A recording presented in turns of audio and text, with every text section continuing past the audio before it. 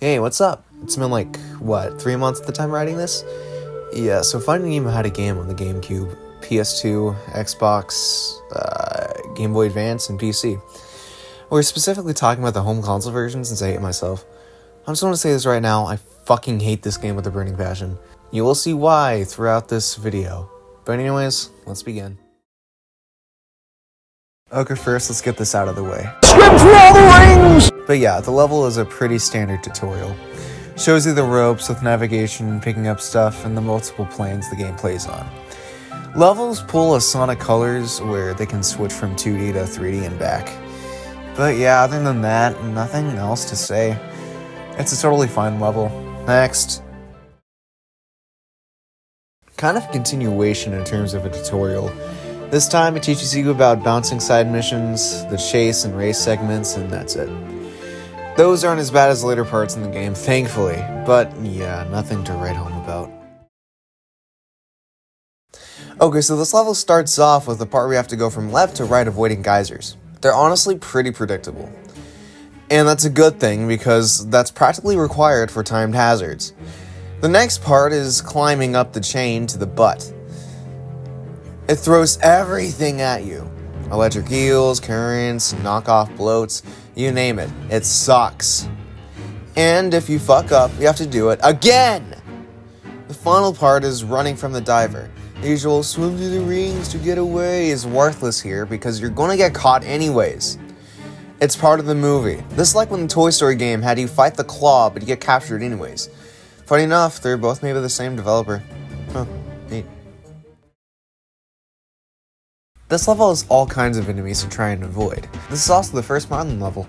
The first part is a side-scrolling segment, again with a fuck ton of enemies, and the second part is where Marlin has to get out of the way of some oddly realistic fish. This level is the beginning of the end. The first level to have the dreaded chase sequences. It's definitely not the worst one, that's the next level, but it still sucks. You have to swim after Dora because she keeps forgetting stuffs. Oh boy, this level, it sucks ass, plain and simple. First off, the bouncy part from the second level is back, but since you're jumping on the mines, you only have so many times until you die. The rest are chase sequences, which sucks since they throw everything at you. This is the first Dory level, so she didn't really have a good start. For some reason, there's fire in the water. Odd. But anyways, Bruce chases you in this level. Again, the chase sequences suck, but that's not the only thing that sucks. This level is the first to have the mandatory sliding puzzles. The worst part of this fucking game. For some reason, they thought it was okay to include these. Sliding puzzles can be in games, but only as optional mini-games, not as mandatory parts of the game. Okay, so Nemo gets put in the fish tank. You must do things to find the other fish. You find blow by going behind a rock. You find bubbles by opening the treasure chest to let bubbles out. The air things underwater, not the character. You find Jock by knocking down some coconuts. You find Gurgle by searching through the volcano. Peach is just hanging out there on the glass. And last and certainly least, Flo.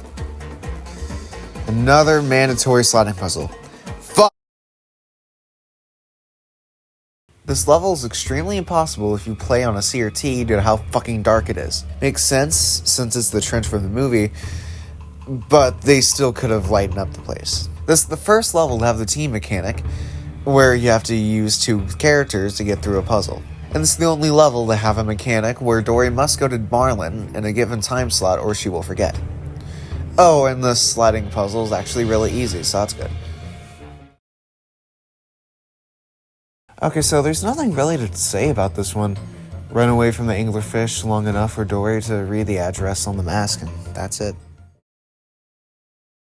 Okay, so this level starts off with Nemo having to plug holes around a tank, and then you go through a bunch of rings in the volcano. There's nothing much else to say, sorry. Okay, so this is probably the worst level to try to 100% in this game, in my experience. I could be wrong. Marlin races Dory through the smack of jellyfish. However, your timing needs to be perfect. If it isn't, then you will lose. In between the races will be the sponge bed thing again, but this time there will be little baby jellyfish. They'll bounce around. If you get caught by one, you'll have to start over.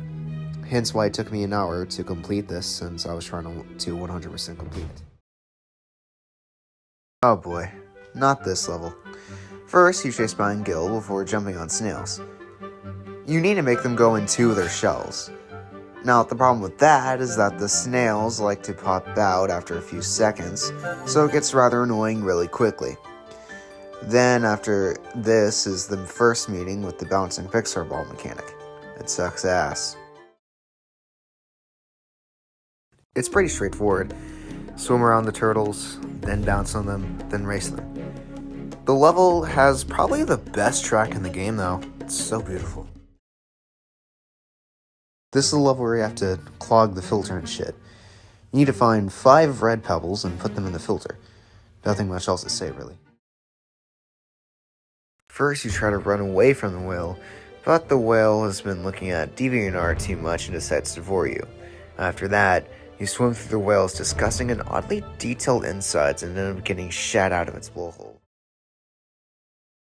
You play as Nemo as he goes through the shit-infested pipes. The moving wall part and the pipes that lead you to one way took me a bit, but that's about it. This is probably the most pathetic final level I've ever played. Literally all you have to do is swim to like 10 fish and tell them to swim down. That's it. That's the game. But hey, at least it's the game. Okay, the music is like the only good part of this game. It sounds like it was ripped from the fucking movie. It's very orchestral and atmospheric, but it fills through the levels. The best song is probably Easter Smiling Current. It's so fucking beautiful and lets you reminisce on this bullshit adventure so far. Okay, so the game has 5 different gameplay mechanics. Fun, right? No. All but really one suck, that being the side-scrolling segments. The others, being the chase, race, teamwork, and the fucking sliding puzzles, are poorly implemented, with the last one having no reason to be in the fucking game. The controls are pretty solid for swimming controls. That's all I have to say, really. Okay, so there's a lot to discuss. First off, Nigel the Pelican was going to be in the game with his own level. The model can be found in the game files. Speaking of things that can be found in the game files, in the Xbox version only for some reason, there's an early version of the game's title card, probably to test the FMVs. Blenny, the little fish that ate the anglerfish after the credits, has an unused model. Crush was also going to be playable in the game, though unlike Nigel, he still appears, just in the background of East Australian Current. And that's the game. It's pretty fucking miserable. At least with 06, another terrible game with an amazing soundtrack, there's at least some things that are still fun. With Finding Nemo, the only enjoyment I have is the behind-the-scenes stuff and cut content. When your game's only fun part is stuff that's not even in the fucking game, you screwed up. But yeah, that's all for me. You can find me on Twitter at Bingus_6, on Tumblr at Bingus_Goblin, and my Discord server, which will be found in the description. Now I must head off. I need to tend to my girlfriend I got on October 12, 2024 at 2:23 a.m. at Central Standard Time.